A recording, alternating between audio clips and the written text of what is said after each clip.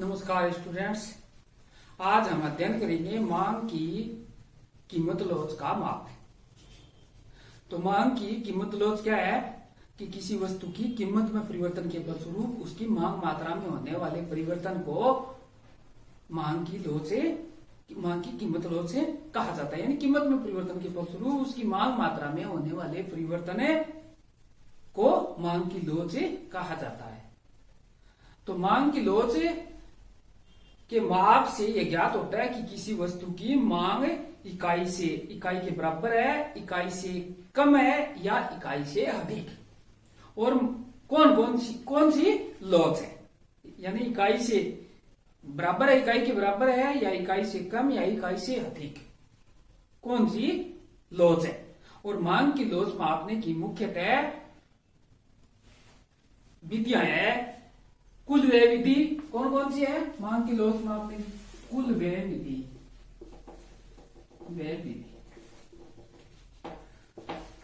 दूसरी मांग की लॉज की मापने की विधि है अनुपातिक या प्रतिशत विधि। अनुपातिक या प्रतिशत विधि। और तीसरी है बिंदु विधि।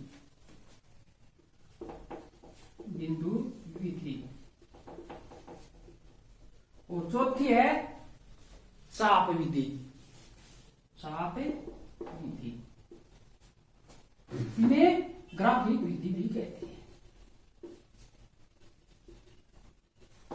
और पांचवी विधि है आय विधि। ये मांग की लॉज की मापने की प्रमुख विधियां हैं। और आज हम इस चैप्टर के अंतर्गत अध्ययन करेंगे कुल व्यय विधि का। किसका? कुल व्यय विधि क्या है? Total expenditure method. Total expenditure method क्या है, इस विधि का अध्ययन करेंगे। ये विधि क्या है? तो मांग की लॉज मापने की कुल व्यय विधि का प्रतिपादन प्रोफेसर मार्शल ने किया। किसने किया? प्रोफेसर मार्शल ने किया प्रतिपादन इस विधि का। इस विधि के अनुसार मांग की लॉज को मापने के लिए यह मालूम करना चाहिए कि किसी वस्तु की कीमत में परिवर्तन होने से उस पर किए जाने वाले कुल व्यय में कितना परिवर्तन है, किस दिशा में होता है। कितना परिवर्तन है, किस दिशा में, यानी कीमत में परिवर्तन के फलस्वरूप और कुल व्यय में परिवर्तन, प्राइस और टोटल एक्सपेंडिचर किस दिशा में होता है, कितना होता है कीमत में परिवर्तन के फलस्वरूप। कुल व्यय में क्या परिवर्तन हो रहा है, कम हो रहा है, ज्यादा हो रहा है, समान हो रहा है, इस बात का इस विधि में अध्ययन किया जाता है। जब किसी वस्तु की कीमत में कम है या अधिक, नहीं कीमत में कम या अधिक परिवर्तन होने पर कुल व्यय में होने वाला परिवर्तन है, कुल व्यय में कोई परिवर्तन नहीं होता, तो मांग की लॉज क्या होती है? इकाई के बराबर होती है। ये क्या रहता है? समान रहता है। समान यानी कीमत चाहे घट जाए या बढ़ जाए। जैसे वस्तु की कीमत है, वस्तु की प्राइस और टोटल एक्सपेंडिचर, इस बारे में देखेंगे। जैसे वस्तु की कीमत है 2, 4 अगर और 1, ये वस्तु की क्या है? कीमत है। और वस्तु की मात्रा खरीदी जाती है, यानी क्वांटिटी कितनी खरीदी जाती है? क्वांटिटी है उस वस्तु की खरीदी जाने वाली 4, मान लो 2 और 3, तो कुल व्यय कितना हो गया? 8 और ये क्या है? 4, 2 और ये, यानी 8 वस्तुएं खरीदते हैं। तो कीमत कम होने पर मांग के नियम के अनुसार कीमत कम होती है, वस्तुएं अधिक खरीदी जाती है। यानी वस्तु की कीमत हो गई 4 हो गई तो 2 खरीद ली, और 2 रुपये की कीमत थी तो 4 खरीद ली, और 4 अगर बढ़ गई तो कम हो गई, और फिर कम यानी घटत बढ़त दोनों 1 हो गई तो 8 खरीद ली, और 8 कुल व्यय। कुल व्यय क्या होता है? अगर समान रहता है, कुल व्यय विधि के अनुसार अगर कीमत में परिवर्तन कम या ज्यादा होने पर कुल व्यय अगर समान रहता है तो वस्तु वस्तु यानी इकाई के बराबर लोच होता है, कुल व्यय में कोई परिवर्तन नहीं होता है, तो इकाई लोच कहा जाता है। इसको क्या कहा जाता है? इकाई लोच कहा जाता है। मान की कीमत लोच क्या हुई? एक। क्या है? कीमत अगर घट जाए या बढ़ जाए और कुल व्यय समान रहता है तो इकाई लोच होती है। यानी मांग की कीमत लोच क्या है? कीमत में वृद्धि या कीमत में कमी होने पर क्या है हो जाए तो कुल व्यय क्या होता है? समान होता है। इकाई लोच कहा जाता है। कुल व्यय में कोई परिवर्तन नहीं होता और कुल व्यय में कोई परिवर्तन नहीं होता। ठीक है, ये इकाई के बराबर लोचदार वस्तु है। दूसरा एक नंबर तो इकाई के बराबर तो ये हो गए। दूसरा अगर कहें ये प्राइस है, ये क्वांटिटी है और ये टोटल एक्सपेंडिचर है। अब देखेंगे अगर 2, 4 और 1 है कीमत है और मात्रा अगर 3, 2 और 4 हो जाए, ठीक है, तो कुल व्यय क्या हो रहा है? कुल व्यय 6, 8 और 4 है। कुल व्यय क्या हो रहा है? कम हो रहा है। यानी जब कीमत बढ़ती है कुल व्यय भी बढ़ता है। कीमत क्या है? यानी कीमत क्या हो रही है? बढ़ रही है या घट रही है? और कुल व्यय क्या है? कुल व्यय जब कीमत बढ़ती है 2, 4, 1 या जब कीमत बढ़ती है तो कुल व्यय भी बढ़ता है। कुल व्यय भी बढ़ता है। और जब कीमत कम होती है तो कुल व्यय भी कम होता है।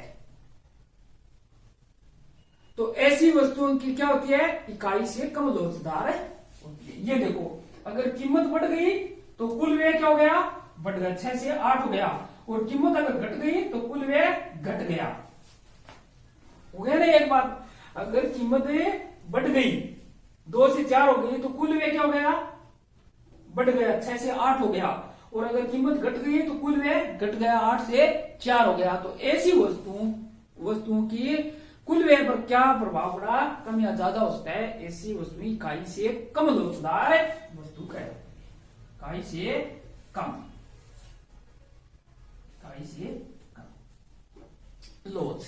कुल व्यय विधि देख रहे हैं हम। क्या है? जब किसी वस्तु की कीमत कम होने से कुल व्यय बढ़ जाता है और कीमत बढ़ने पर कुल व्यय कम हो जाता है, अर्थात कुल व्यय कीमत में होने वाले परिवर्तन से विपरीत दिशा में चलता है, तो मांग की लोच इकाई से यानी वो तो अधिक होगी।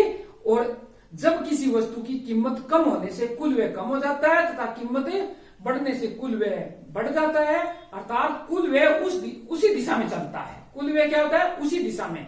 जब कीमत में परिवर्तन होता है तब उस वस्तु की मांग की लोच इकाई से कम होती है। क्या? मांग की लोच की कम वाला क्या है? जब किसी वस्तु की कीमत कम होने से कुल व्यय कम हो जाता है और कीमत बढ़ने से कुल व्यय बढ़ जाता है, अर्थात कुल व्यय उसी दिशा दोनों की एक ही हो गई। अगर बढ़ता है तो बढ़ जाता है और घटना है तो घट जाता है। कीमत में परिवर्तन होता है तब उसी यानी उस वस्तु की मांग की लोच इकाई से कम होती है। ये कम लोचदार कुल व्यय से प्रभावित हुआ। और अधिक वाला क्या हुआ? अधिक वाला ये पी है, ये क्वांटिटी है और ये टोटल एक्सपेंडिचर है। ये देखेंगे, ये 2 मान लो 2, 4 और 1, 4, 1 और मात्रा खरीदते हैं 10, तो कुल व्यय क्या हो गया? 8, 4 और 10, 8, 4 और 10। इसमें क्या हुआ? जब कीमत बढ़ती है तो कुल व्यय कम हो जाता है। जब कीमत बढ़ती है तो कुल व्यय क्या हो जाता है? ये तो 2 से 4 हो गई कीमत है और कुल व्यय क्या हो गया? 8 से 4 हो गया। जब कीमत बढ़ती है तो कुल व्यय कम हो जाता है और जब कीमत घटती है तो कुल व्यय बढ़ जाता है। कुल व्यय बढ़ जाता है। क्या समझे? कि जब कीमत बढ़ती है तो कुल व्यय भी बढ़ता है, और जब कीमत कम हो जाती है तो कुल व्यय भी कम हो जाता है। ये तो क्या हुआ, जब कीमत बढ़ती है तो कुल व्यय कम हो जाता है, कीमत बढ़ती है तो कुल व्यय कम हो जाता है, जब कीमत कम हो जाती है तो कुल व्यय बढ़ जाता है। इकाई से अधिक लोचदार। जब कीमत बढ़ जाती है तो कुल व्यय कम हो जाता है, और जब कीमत कम हो जाती है तो कुल व्यय बढ़ जाता है। 4 से 10 हो गया ना। तो ये सी वस्तुएं कौन सी होती है, वो इकाई से अधिक लोच वाली वस्तुएं होती है। क्या हुआ, जब किसी वस्तु की कीमत कम होने से कुल व्यय बढ़ जाता है, और कीमत के बढ़ने में कुल व्यय कम हो जाता है, अर्थात कुल व्यय कीमत में होने वाले परिवर्तन के विपरीत दिशा में चलता है, तब मांग की लोच इकाई से अधिक होता है। विपरीत दिशा में चलता है तब मांग की लोच इकाई से अधिक होता है। अधिक लोचदार वस्तुएं कुल व्यय से संबंधित हो गई। अगर हम एक्साइज के रूप में कहें कि टोटल एक्सपेंडिचर है, ये टोटल एक्सपेंडिचर है, कुल व्यय, ये 0 XX है और ये 0 Y XS है। ये यहां प्राइस लेते हैं, ये टोटल एक्सपेंडिचर के संदर्भ में देखते हैं। ये कुल व्यय, अगर कुल व्यय बढ़ रहा है, कुल व्यय क्या हो रहा है, बढ़ रहा है, तो वस्तु कैसी है, कुल व्यय बढ़ रहा है तो इकाई से कम लोचदार, ये इकाई के बराबर लोचदार और ये इकाई से अधिक लोचदार वस्तुएं होती है। ये देखो,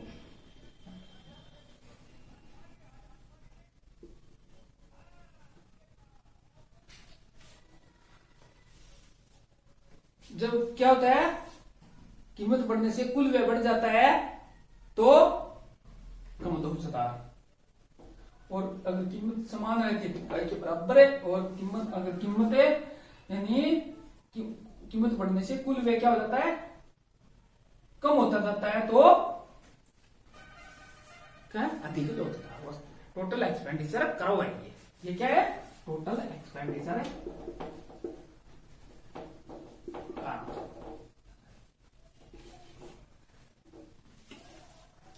तो हमने क्या अध्ययन किया, हमने अध्ययन किया कि मांग की कीमत लोच क्या है। कीमत लोच क्या, किसी वस्तु की कीमत में परिवर्तन के फलस्वरूप मांग में मांगी गई मात्रा में अनुपातिक परिवर्तन कितना होता है, ये मांग की कीमत लोच से कहलाती है। और कीमत लोच मापने की 5 प्रमुख विधियां हैं, कौन कौन सी, कुल व्यय विधि, अनुपातिक या प्रतिशत विधि, बिंदु विधि, चाप विधि और आय विधि।